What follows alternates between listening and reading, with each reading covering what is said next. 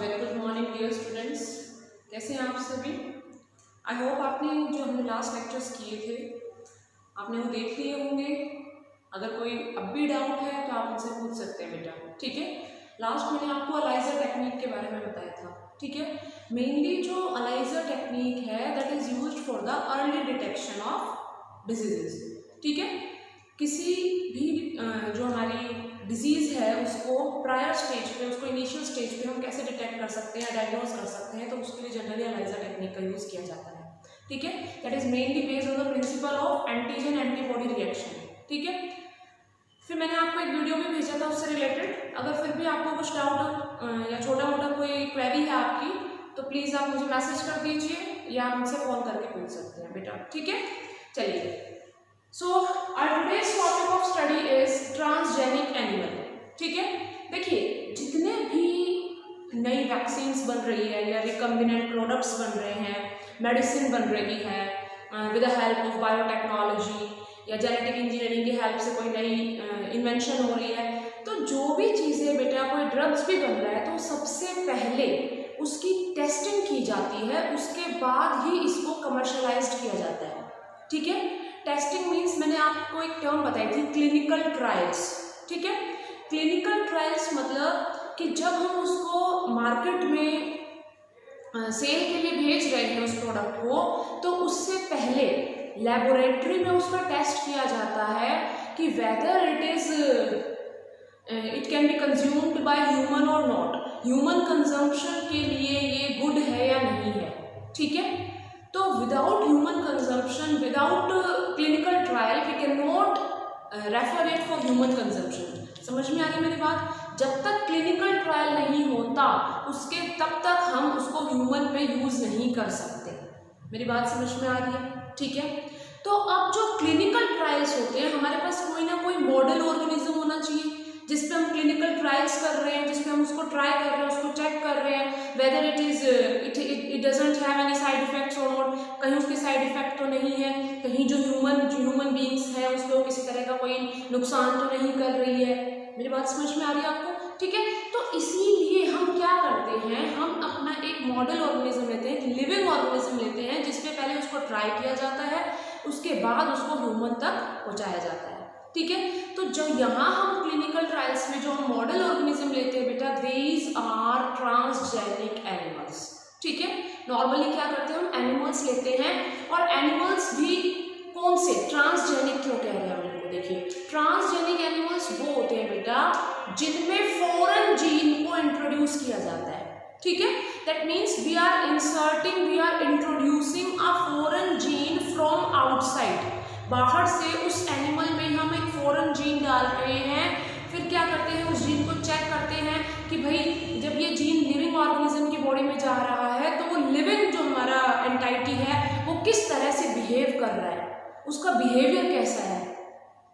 जो modified organism हो गया है, अब why it is known as modified, because we have modifying its genome, उसका जीनोम हमने मॉडिफाई कर दिया है by introducing a foreign gene, ठीक है। तो वो मॉडिफाइड ऑर्गेनिज्म किस तरह बिहेव कर रहा है, किस तरह रिएक्ट कर रहा है, तो उसको हम कह रहे हैं, उस ऑर्गेनिज्म को हम कह रहे हैं ट्रांसजेनिक एनिमल। तो मेनली जो है हमारे एनिमल्स यूज किए जाते हैं एज अ मॉडल ऑर्गेनिज्म, ठीक है। अब एनिमल्स में भी बहुत सारे एनिमल्स हमने बनाए हैं, ट्रांसजेनिक शीप्स हैं, ट्रांसजेनिक पिग्स हैं, ट्रांसजेनिक आपके गोट हो गई, ठीक है। तो मेनली जो है इन सभी में से, एनिमल्स में से 95% जो टेस्ट किए जाते हैं that are done on transgenic mice. Mice को एज ए मॉडल ऑर्गेनिज्म लिया जाता है, तो 95% हम ट्रांसजेनिक माइस को यूज करते हैं। ट्रांसजेनिक समझ में आ गया आपको? ट्रांसजेनिक क्या कह रहे हैं यहाँ पे?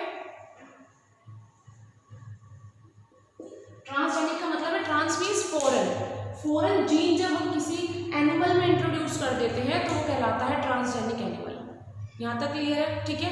अब हम ट्रांसजेनिक एनिमल की हमें जरूरत क्यों पड़ रही है, क्या कर रहे हैं, क्या बेनिफिट्स है, किस तरह उसको यूज कर रहे हैं, ठीक है, क्या क्या इसकी एप्लीकेशन है। तो पहला आता है बेटा, to study the normal physiology and development, ठीक है। नॉर्मल फिजियोलॉजी मीन्स आपने कोई ट्रांसजीन जो फॉरेन जीन है वो इंट्रोड्यूस कर दिया, ठीक है। अब आप उस ट्रांसजेनिक एनिमल के जो फंक्शन है, जो उसके बिहेवियरल चेंजेस हैं उनकी स्टडी कर रहे हैं आप, ठीक है। इसलिए हमें क्या जरूरत पड़ती है, ट्रांसजेनिक एनिमल की, कि भाई ये जो मान लो कोई भी हमने नई चीज बनाई है, अगर कोई जीन मैंने इंट्रोड्यूस कर दिया है तो वो पर्टिकुलर ट्रांसजेनिक एनिमल किस तरह बिहेव कर रहा है और उसका डेवलपमेंट जो है वो किस तरह हो रहा है, ठीक है। तो टू चेक नॉर्मल फिजियोलॉजी कि ये कोई भी प्रोडक्ट किस उस पर्टिकुलर लिविंग ऑर्गेनिज्म में किस तरह रिएक्ट करेगा, किस तरह उसमें क्या क्या चेंजेस लेके आ रहा है उसकी बॉडी में, तो वो स्टडी करने के लिए हम नॉर्मल फिजियोलॉजी और डेवलपमेंट स्टडी करने के लिए उस ऑर्गेनिज्म को यूज कर रहे हैं, ट्रांसजेनिक एनिमल, ठीक है। अब इसका एक बहुत अच्छा एग्जांपल है इंसुलिन लाइक ग्रोथ फैक्टर। देखिए हमारी बॉडी में अगर मैं नॉर्मल बात करूं, एक ऑर्गेनिज्म में इंसुलिन लाइक ग्रोथ फैक्टर होता है,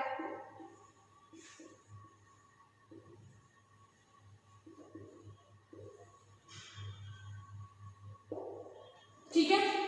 अब मैं क्या करूंगी, ये जो फैक्टर है ये क्या करा रहा है बेटा, it is responsible for the growth of a organism, ठीक है।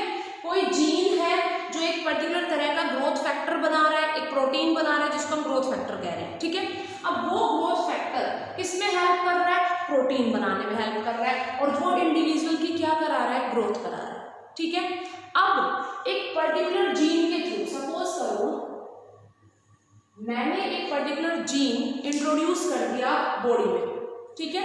अब ये जीन इस इंसुलिन लाइक ग्रोथ फैक्टर के फंक्शन को किस तरह अल्टर कर रहा है, किस तरह चेंज कर रहा है, वो हम स्टडी कर सकते हैं किसमें, ट्रांसजेनिक एनिमल में।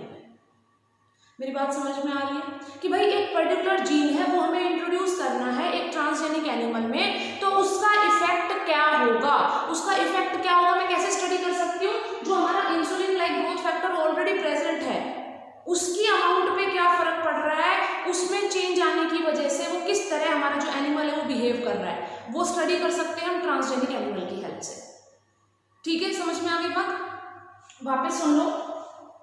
हमारी बॉडी में एक इंसुलिन लाइक ग्रोथ फैक्टर है जो क्या करा रहा है, ग्रोथ फैक्टर है मेनली, जाहिर सी बात है वो क्या करेगा, ग्रोथ में हेल्प कर रहा है, ठीक है, ग्रोथ में हेल्प कर रहा है। अब मैंने क्या किया, एक फॉरेन जीन लाके इंट्रोड्यूस कर दिया उस बॉडी में, उस लिविंग ऑर्गेनिज्म की बॉडी में, जो कि एक ट्रांसजेनिक एनिमल है, ठीक है। अब ट्रांसजेनिक एनिमल हो गया क्योंकि मैंने क्या किया, बाहर से मैं जीन लाके उसको मॉडिफाई कर रही हूँ उसके जीनोम को, ठीक है।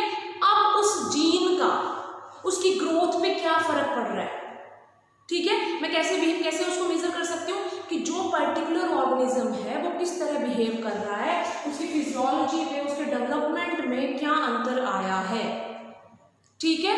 कैसे चेक किया मैंने, bye introducing a foreign gene inside the organism, clear है, ठीक है। तो ये तो हो गया हमारा normal physiology and development. Second आता है जो स्टडी ऑफ डिजीज। बहुत से ऐसे जीन हैं कि हमें अगर किसी पर्टिकुलर वैक्सीन बनानी है या कोई ड्रग बनाना है तो क्या करते हैं, पहले बाहर से एक जीन इंट्रोड्यूस कर रहे हैं ट्रांसजेनिक एनिमल की बॉडी में, ठीक है। वेदर वो डिजीज उससे क्योर हो पा रही है या नहीं हो पा रही है, किसी तरह का कोई साइड इफेक्ट तो नहीं हो गया है, ठीक है। तो इन चीज़ों को ध्यान में रखते हुए हम क्या करते हैं, उस डिजीज की स्टडी करते हैं कि वो जो डिजीज है, जो पैथोजन है, वो किस तरह बिहेव कर रहा है, किस तरह रिएक्ट कर रहा है जब हमने बाहर से कोई जीन उसमें डाल दिया है, ठीक है। नेक्स्ट आता है बायोलॉजिकल प्रोडक्ट। ये बहुत इंपॉर्टेंट है बच्चों, बायोलॉजिकल प्रोडक्ट, दैट मीन्स जो ट्रांसजेनिक एनिमल्स हैं, जब हम कोई फॉरेन जीन इंट्रोड्यूस कर रहे हैं उनकी बॉडी में, तो जो प्रोडक्ट निकल के आ रहा है हमारे पास वो क्या कहलाएगा, बायोलॉजिकल प्रोडक्ट, क्योंकि वो मुझे लिविंग एंटाइटी से मिल रहा है, लिविंग ऑर्गेनिज्म से मिल रहा है, ठीक है। And that product can be used, उस प्रोडक्ट को हम यूज कर सकते हैं फर्दर प्रोसेसेस के लिए, ठीक है। ह्यूमन पे भी उस प्रोडक्ट का हम इफेक्ट देख सकते हैं कि किस तरह से अगर ह्यूमन कंज्यूम कर रहा है उसको तो उसका क्या इफेक्ट होगा, ठीक है। इसी तरह से इसके एक एग्जांपल, इसके मेजर 2 एग्जांपल है आपके। First is your अल्फा-1 antitrypsin.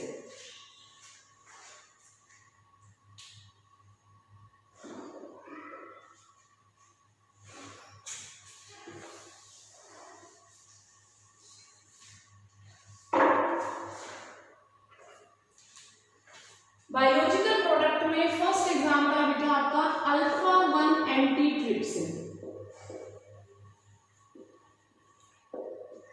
ये एक प्रोटीन है जो यूज किया जाता है बेटा टू ट्रीट एम्फाइसीमा।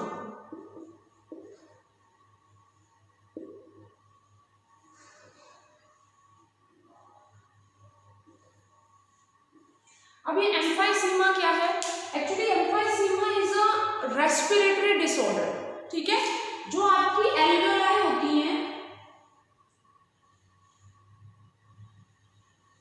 लंग्स की बात कर रही हूं मैं, लंग्स में जो आपका रेस्पिरेटरी सरफेस है दैट इज एल्वियोलर मेम्ब्रेन, वो एल्वियोलर मेम्ब्रेन क्या करती है? ऑक्सीजन और कार्बन डाइऑक्साइड को एक्सचेंज करती है, ठीक है, इसीलिए थ्रू एक्सचेंज हो रहा है ऑक्सीजन और कार्बन डाइऑक्साइड गैस का। इन केस ऑफ एम्फाइसीमा ये जो आपकी ये प्रेजेंट है डिवीजन, ये सेप्टम्स जो है वो धीरे धीरे खत्म होते चले जाते हैं, जिसकी वजह से जो प्रॉपर एक्सचेंज होना चाहिए गैसेस का वो नहीं हो पाता है, ठीक है। तो जो अल्फा 1 एंटीट्रिप्सिन बनाया गया था, ट्रांसजेनिक शीप में बनाया गया था ये, तो उस केस में जब हमने अल्फा 1 एंटीट्रिप्सिन का हमने जीन डाल दिया था उस शीप में, तो जो हमारे पास प्रोडक्ट बन के आया, ठीक है, जो अल्फा 1 एंटीट्रिप्सिन हमारा जो प्रोटीन बन के आया, वो प्रोटीन हमने आइसोलेट किया ट्रांसजेनिक शीप से, और फिर that protein is used in case of humans to treat emphysema disease, ठीक है। अब ये क्या है कि कहां से मिला हमें? शीप से मिला। शीप क्या है? एक लिविंग ऑर्गेनिज्म है, ट्रांसजेनिक एनिमल है, तो जो ट्रांसजेनिक एनिमल है शीप, उससे हमने जो प्रोडक्ट लिया वो क्या कहलाएगा बेटा? Biological product. समझ में आ गई बात? तो ट्रांसजेनिक एनिमल का हम यहाँ भी यूज कर सकते हैं to get our biological product, ठीक है। सेकंड जो इसका एग्जांपल है, सेकंड एग्जांपल है इसका टू फॉर्म अल्फा लैक्ट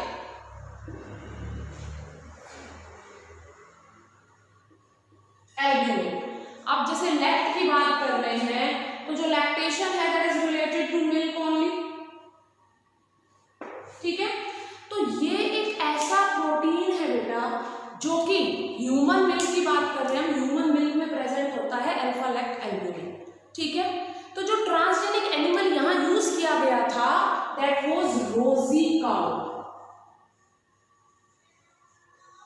देखो आपको अच्छी तरह पता है बेटा, अगर मैं बात करूं कि जो फीडिंग मदर्स होती हैं, तो अगर उनके बॉडी में सफिशिएंट अमाउंट में मिल्क नहीं बन पा रहा है, तो जनरली क्या किया जाता है, जो इन्फेंट्स होते हैं उनको काऊ का मिल्क दिया जाता है, कहते हैं कि it is highly enriched with protein, ठीक है। तो इसी चीज को ध्यान में रखते हुए क्या किया गया, जो ट्रांसजेनिक एनिमल दिया गया दैट वाज काऊ, हमने क्या किया कि उस काऊ के मिल्क को जब यूज कर रहे थे तो उसमें अब देखिए ह्यूमन का जो प्रोटीन है वो तो ह्यूमन में प्रेजेंट होगा, तो क्या किया गया, अगर ह्यूमन बींग्स में जैसे फीमेल्स हो गई उसमें प्रॉपर अमाउंट में मिल्क नहीं बन रहा है, तो वहां से आइसोलेट किया गया जीन किसका? अल्फा लैक्ट एल्ब्यूमिन प्रोटीन का, और उसको क्या कर दिया हमने, इंट्रोड्यूस कर दिया काऊ की बॉडी में, ठीक है।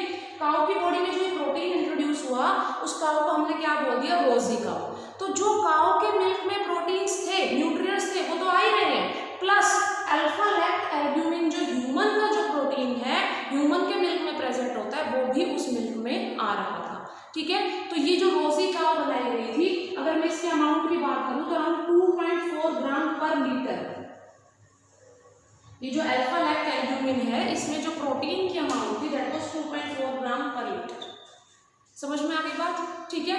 तो ह्यूमन के कंपैरिजन भी वो ज्यादा न्यूट्रिएंट की अमाउंट उसमें ज्यादा थी, ज्यादा प्रोटीन एनरिच्ड था, ठीक है। तो ये दो बायोलॉजिकल प्रोडक्ट की बात कर ली हमने that were obtained from the transgenic animal. उसके अलावा नेक्स्ट जो आता है हमारा दैट इज वैक्सीन सेफ्टी, ठीक है। तो जो पहला हमारा पोलियो वैक्सीन बनाई गई थी फ्रॉम ट्रांसजेनिक माइस, मैंने आपको बताया कि 95% केसेस में हम माइस को यूज करते हैं अपने ट्रांसजेनिक एनिमल के रूप में, ठीक है। तो 95% जो हम माइस यूज कर रहे हैं, तो उसी में एक और एग्जांपल है हमारे सामने that is transgenic mice that was used for the formation of polio vaccine, ठीक है।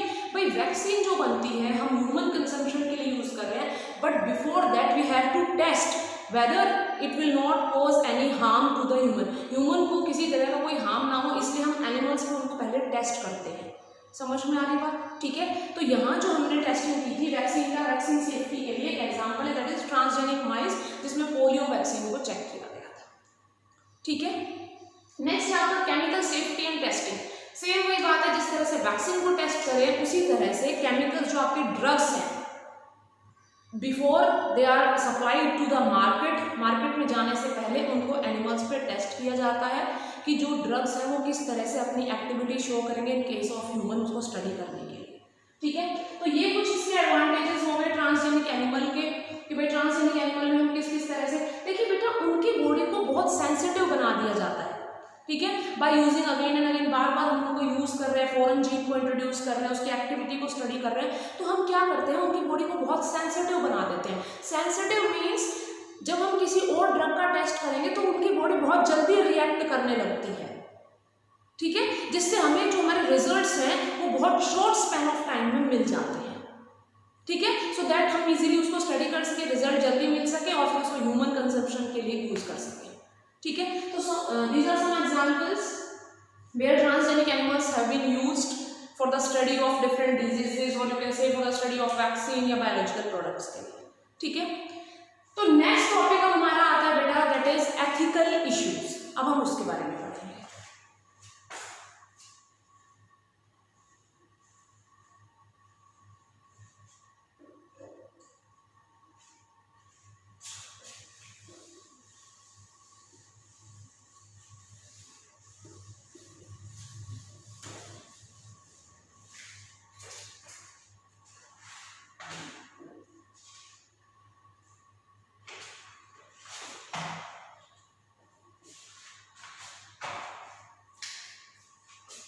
Our next topic of study is ethical issues.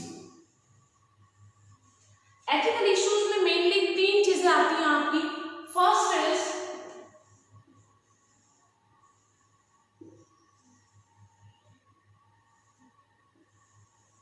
Bio ethics, second आता है आपका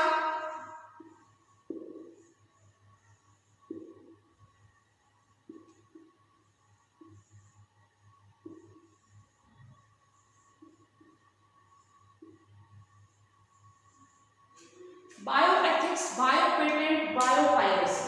बहुत सिंपल सी बात है बेटा, इतने सारे हमने रिकम्बिनेंट डीएनए टेक्नोलॉजी के थ्रू न्यू प्रोडक्ट्स बनाए, नई वैक्सीन्स बनाई हैं। ठीक है, अब इन सब चीज़ों में जो भी अगर कोई पर्टिकुलर साइंटिस्ट उसमें इन्वॉल्व है, पर्टिकुलर रिसर्चर उसमें इन्वॉल्व है या कोई कॉमन मैन उसमें इन्वॉल्व है। ठीक है, अब नंबर ऑफ हाइब्रिड वैरायटीज, आजकल बहुत सारी हाइब्रिड वैरायटीज अवेलेबल है। ठीक है, तो आप एक बात को समझिए कि अगर हम ह्यूमन कंजम्पशन के लिए उसको यूज कर रहे हैं, ठीक है, तो कोई पर्टिकुलर लॉ होना चाहिए कि आप अगर ह्यूमन पे भी ट्रायल कर रहे हैं या एनिमल्स पे ट्रायल कर रहे हैं और फिर उसको सप्लाई करते हैं मार्केट में, तो क्या वो सही है या नहीं है।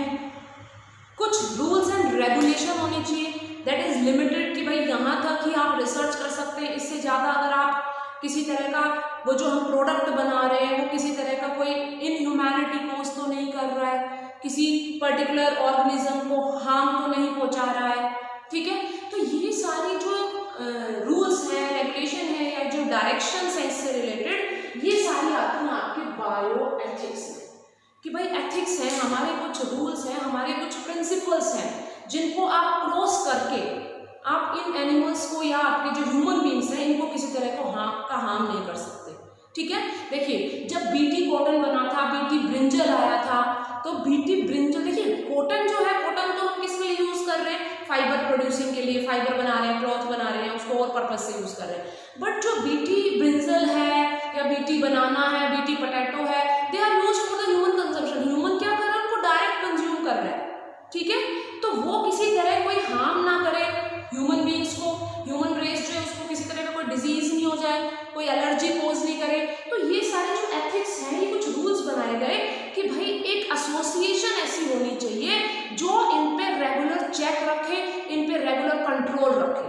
ठीक है, तो जो एसोसिएशन बनाई गई थी that was GEAC, genetically engineering approval committee. तो ये जो GEC genetically engineering approval committee थी,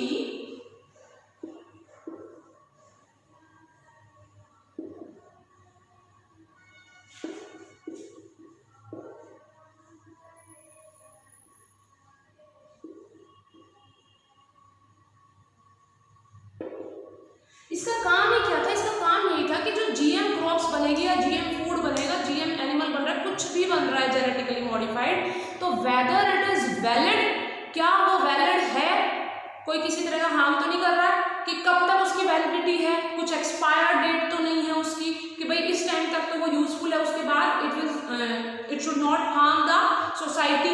ठीक है, सेकेंड चीज, पहला तो वो क्या चेक कर रहा था, उसकी वैलिडिटी चेक कर रहा था। ठीक है, सेकेंड वो क्या चेक करेगा, सेफ्टी। ठीक है, सेफ्टी तो सेफ्टी टू द ऑर्गेनिज्म, जिस ऑर्गेनिज्म में उसको यूज कर रहे हैं वेदर इट इज सेफ और नॉट। तो जो जीएसी कमेटी बनाई गई थी वो पर्टिकुलर उसके थ्रू, पहले अगर कोई कमर्शियलाइजेशन होगा किसी प्रोडक्ट का तो सबसे पहले वो उस कमेटी में जाएगा। ठीक है, अगर उसको कमेटी अप्रूव कर देती है तो ही वो मार्केट में अवेलेबल हो सकता है। ठीक है, तो ये था इसमें बायो एथिक्स। नेक्स्ट आता है हमारा बायो पेटेंट। देखिए, पेटेंट वर्ड आई थिंक आपके लिए कोई नया नहीं है, आपने बहुत बार सुना भी हुआ है। ठीक है, कोई भी पर्टिकुलर इंडिविजुअल अगर कोई नई इन्वेंशन करता है या कोई नया प्रोडक्ट बनाता है, किसी पुराने को मॉडिफाई करके बना रहा है लेकिन कुछ नया बन के आ रहा है, तो उसका उस पर पूरा राइट है। ठीक है, वो गवर्नमेंट के थ्रू उसको क्या कराता है, पेटेंट करा लेता है कि विदाउट माय परमिशन कोई इसे सेल आउट नहीं कर सकता, कोई इसे यूज नहीं कर सकता।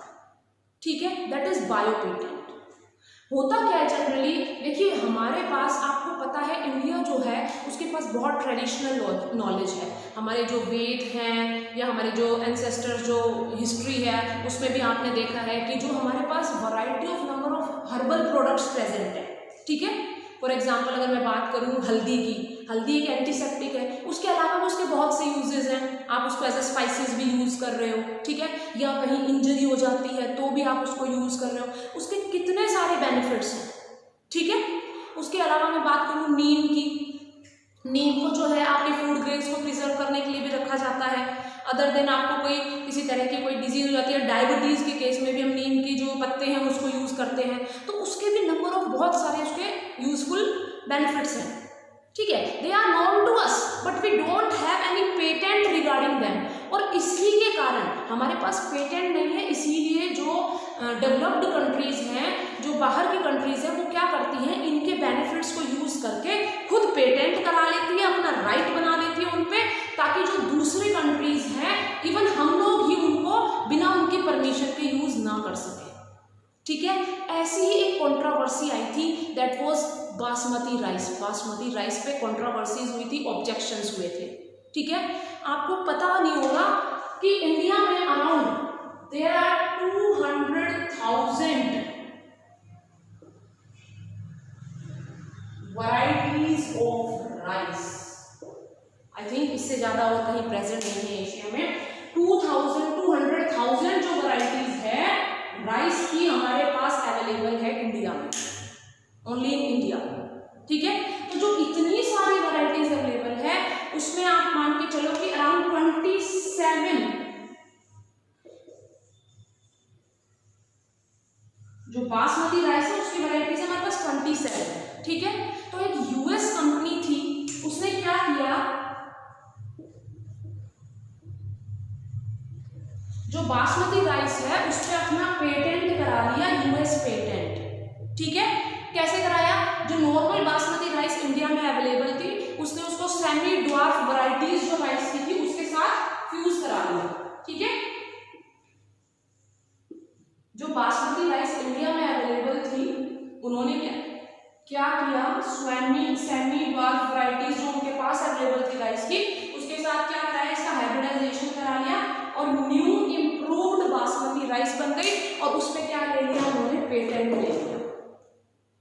ठीक है, तो इसी चीज से प्रिवेंट करने के लिए, इसी चीज से बचने के लिए, अगर हमें किसी भी तरह का कोई नई, हमें पता चलता है किसी के बारे में, कि नई चीज के बारे में, कि हमारे पास, देखिए जो इंडिया है उसमें वास्ट, आपके पास इतने सारे हर्बल प्रोडक्ट्स हैं, इवन आपको कुछ तो पता भी नहीं है, धीरे धीरे ही पता चल रहे हैं। जब साइंटिस्ट उन पर रिसर्च कर रहे हैं, जो बॉटनिस्ट हैं, धीरे धीरे जब हमें पता चल रहा है तो हम क्या कर रहे हैं, उनको पेटेंट भी करवा रहे हैं। ठीक है, लेकिन टिल नाउ टुडे आज भी बहुत सारी ऐसी वैरायटीज हैं, बहुत सारे ऐसे हर्बल प्रोडक्ट्स हैं जिनके बारे में हमें नहीं पता है।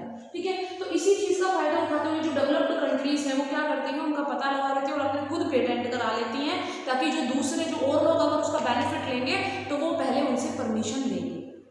ठीक है। तो बासमती राइस उन्होंने क्या किया, जो इंडिया के अंदर बासमती ग्रो हो रहा था उसको अपने वहां के किसी सेमी ड्वार्फ वैरायटी के साथ फ्यूज कराया, हाइब्रिडाइज कराया और एक नया उन्होंने क्या बना लिया, राइस की वैरायटी बना ली और उसको पेटेंट करा दिया। ठीक है। तो इन चीजों से बचने के लिए क्या किया जाता है, जब भी हमें कुछ पता चलता है तो हम क्या कराते हैं, पहले उसका पेटेंट कराते हैं ताकि without the permission of that particular agency या कोई भी एजेंट है या कोई पर्सन है जिसने वो बनाया है, आप उसको यूज नहीं कर सकते। वो कहलाता है बायो पेटेंट। ठीक है। नेक्स्ट हम आती है बेटा इसमें बायो पायरेसी। देखिए पायरेसी का नॉर्मल मीनिंग होता है चोरी करना। ठीक है। अगर मैं इसका यूजुअल कॉमन लैंग्वेज में बात करूं तो पायरेसी होती है बेटा चोरी करना। ठीक है। बायो पायरेसी मतलब अब जो बायोलॉजिकल प्रोडक्ट कोई बना है तो उसकी चोरी करना। तो उसी के लिए इन एथिक्स में एक और चीज आती है बायो पायरेसी।